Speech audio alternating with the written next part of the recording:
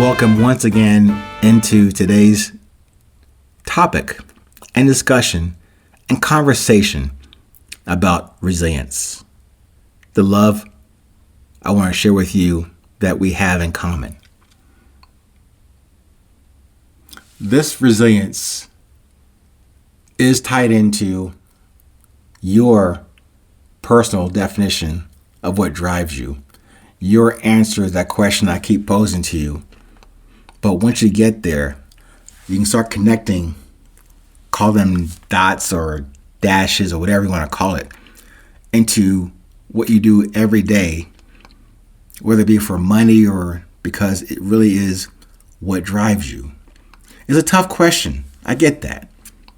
That introspective work that many of us choose to put off or procrastinate on or avoid, straight up avoid.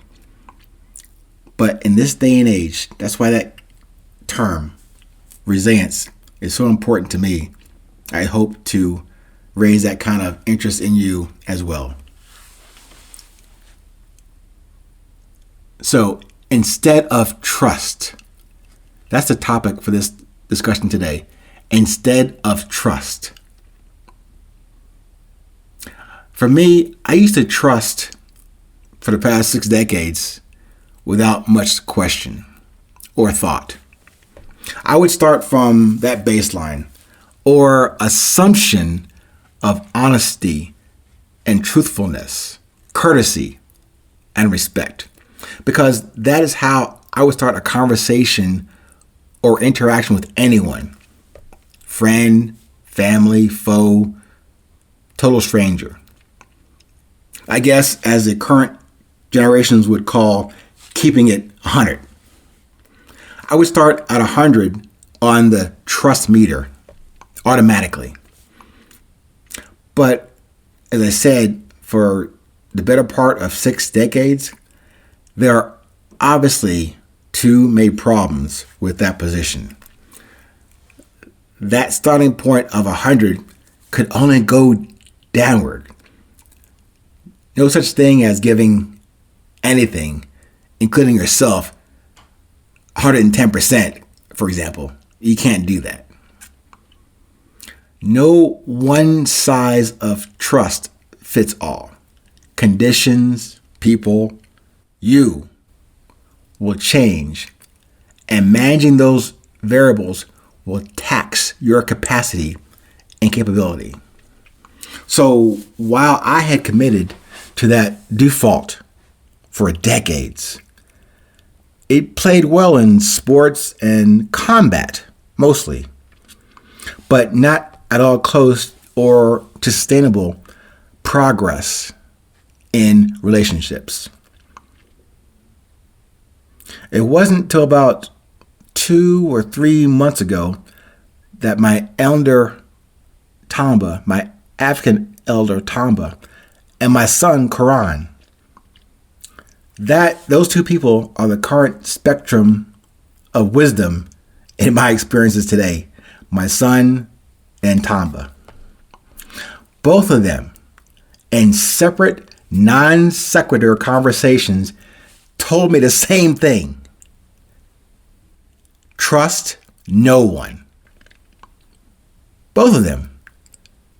Mr. Tamba, at nearly 70 years old, my son, at that point, I think 22 years old, both of them told me the same thing. 2 separate conversations, 2 separate times, 2 different places. And I thought that trust no one thing, I was always a big X-Files fan. But I thought that was just an X-Files tagline for some of their episodes, trust no one. But when I heard that from these 2 individuals, Tamba and Quran, that trust no one thing, wouldn't that fly into and against the love everyone mantra? So another lesson I had to recognize and commit to learn each day. Love everyone is a given constant and not something that you can choose to give or not give, not a choice to receive or not receive. Like in this very moment that you and I are sharing together. That heartbeat, your heart vibration, the love substance called blood that moves you is the given. And that allows you to only deliver from that essence. Whether you notice or not is irrelevant to me. Becoming aware of that fact would simplify your journey and make your resilience a quality at hand and on tap without thought. So that's the difference between love everyone and trust no one. I used to agree with trusting but verifying framework. I think Mr. Reagan said that, or Bush, whoever it was. Trust but verify. But I like the idea of taking that activity and process out of the equation totally. Trust no one, including yourself. No more outsourcing something to someone that you hope gets done what you need to get done. Consider this. Instead of trust, develop and define and maintain your competence.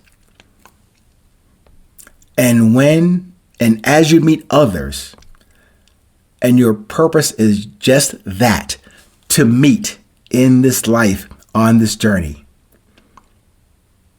As you love everyone, align the competencies between you and that person for as long or as short as that engagement turns out to be. Core competency, yours and theirs. Align and share that like the love that drives each of us. How you choose to uniquely express that drive remains your decision. I hope that helps you. I know not selfishly, but self-firstly, it helps me to remind myself of just that. As I said, I was committed to trusting up front for the better part of 6 decades. But this new lesson, this new revelation, this new classroom session given to me by my son and Mr. Tamba, I'm still in the back of the class.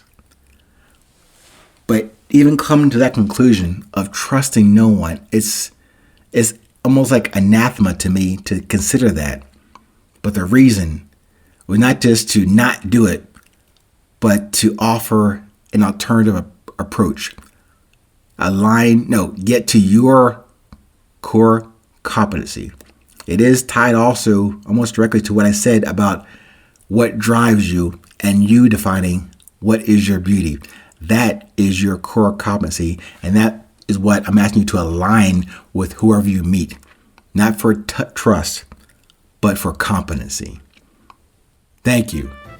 Stay present. Stay current. No matter where you are in this world, remember, it's always 820.